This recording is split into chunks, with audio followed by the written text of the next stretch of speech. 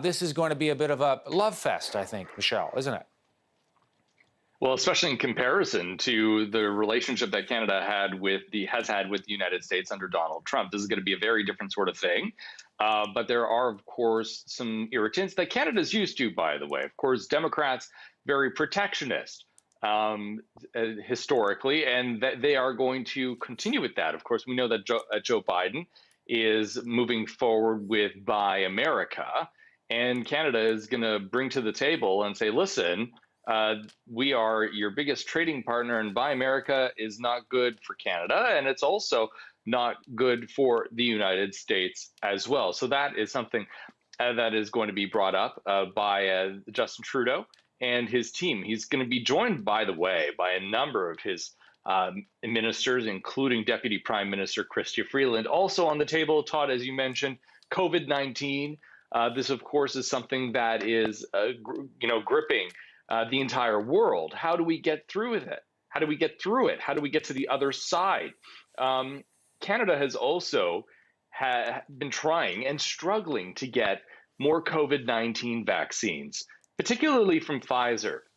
Justin Trudeau, when he spoke on the phone with Joe Biden a number of weeks ago, he asked for vaccines from the United States instead of from Europe. Of course, Pfizer also produces vaccines south of the border.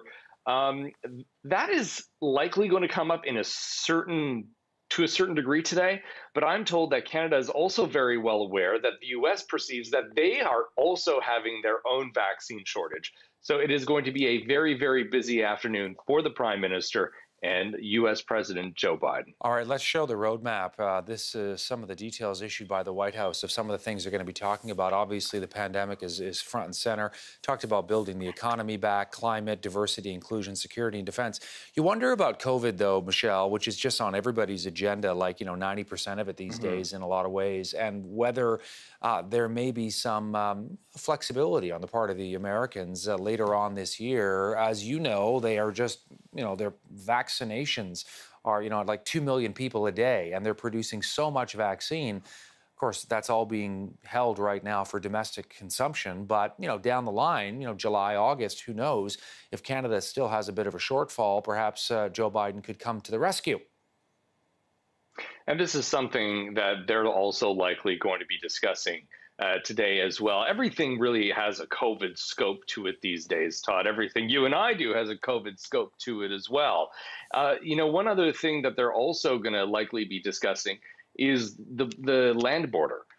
We know that they're not going to be opening it anytime soon, given what we're seeing on both sides of the border here in Canada and in the United States. The numbers are just still way too high. But what would a gradual reopening look like? These are also things that the two leaders are going to be working on and figuring out.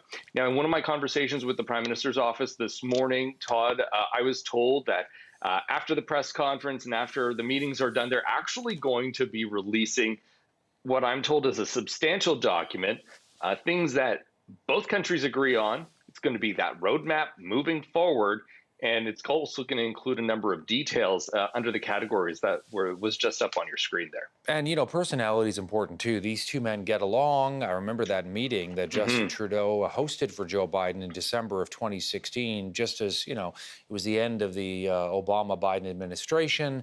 They have a similar viewpoint on a lot of different issues, too. Just that relationship alone will help to correct, I think, a lot of the bad blood. Well, I think that it's tone that a lot of people are going to be looking for.